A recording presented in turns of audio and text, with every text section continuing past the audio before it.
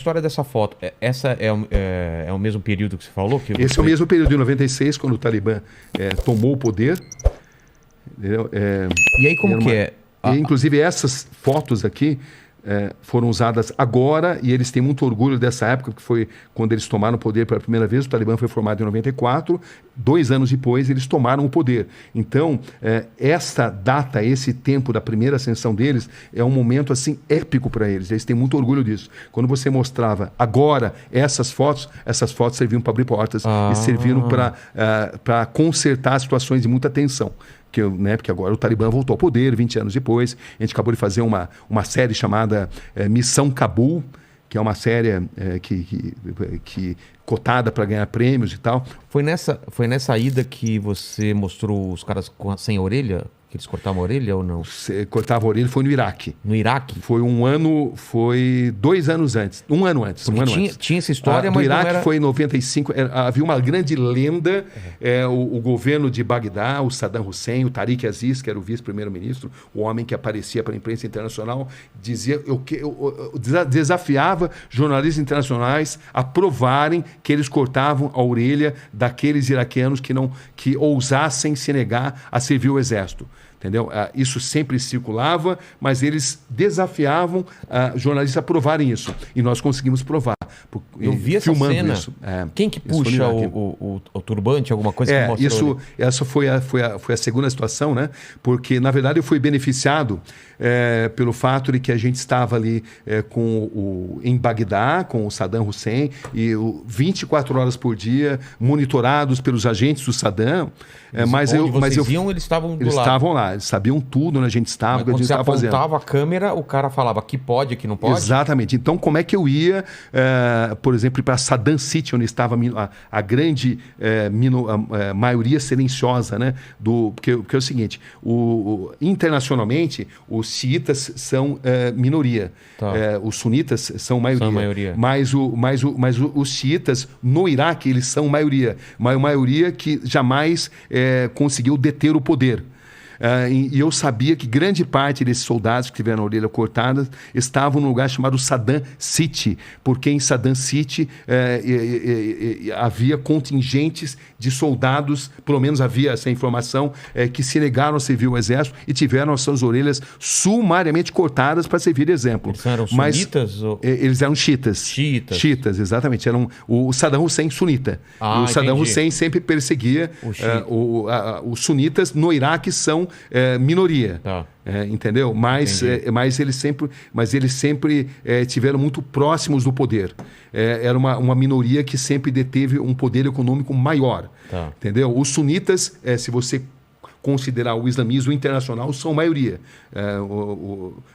Mas dentro do Iraque, os xiitas são maioria. Tá. Né? Esses xiitas são apoiados pelo Irã, que é um país xiita, por exemplo. Né? Bom, mas enfim, e a gente tinha que ir para Saddam City, onde estavam os soldados. Eu sabia que haveria uma grande chance. Mas como é que eu ia fazer para ir sendo seguido dia e noite pelos soldados do Saddam Hussein? Aí como é que eu consegui? Ficamos sabendo que havia chegado assim um grupo de jornalistas americanos.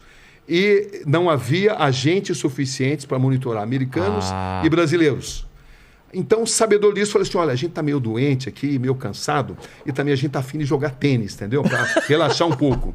Então, a gente vai num outro hotel que tem quadra de tênis, e lá a gente vai jogar tênis, tá bom? Tudo bem? Então, eles já até gostaram, porque eles não teriam como seguir a gente e os americanos ao mesmo tempo. Então, o que eu fiz? Eu e o cinegrafista Fernando Pelégio, que era o cinegrafista que estava comigo lá, a gente botou a câmera dentro de uma raqueteira de tênis e fomos para esse hotel onde havia uma quadra de tênis. Tá. Entendeu? Então vocês foram realmente para o hotel. Fomos para esse hotel. Tá. Chegamos até simular e para quadra de tênis. Quando a gente se sentiu seguro...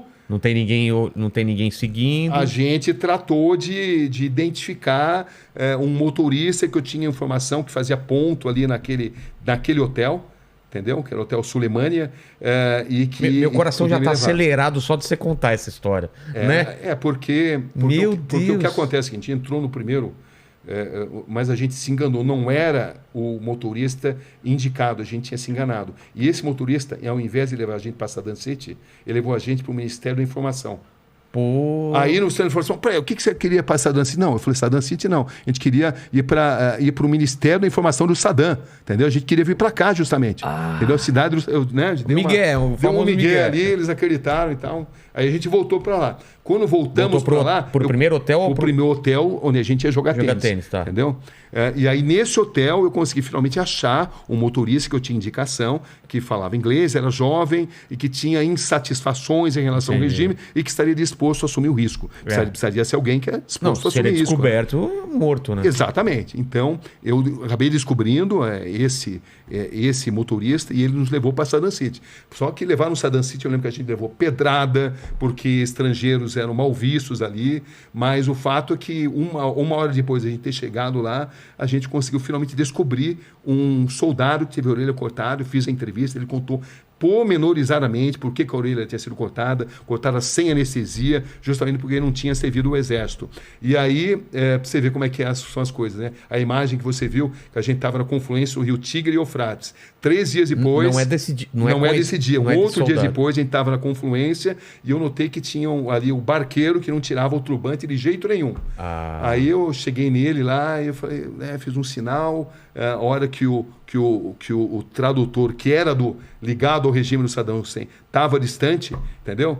Porque a gente foi para o meio do rio, e o tradutor ficou lá. Eu falei que eu precisava fazer uma passagem e o barco não cabia mais gente.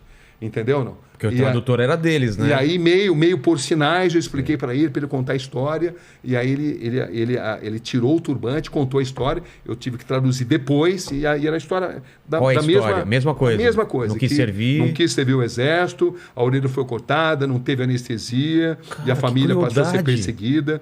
E o mais interessante é que eu lembro entrevistando o Tariq Aziz, o vice-primeiro-ministro, ele falou assim, eu desafio você a encontrar essas pessoas. Onde estão essas pessoas?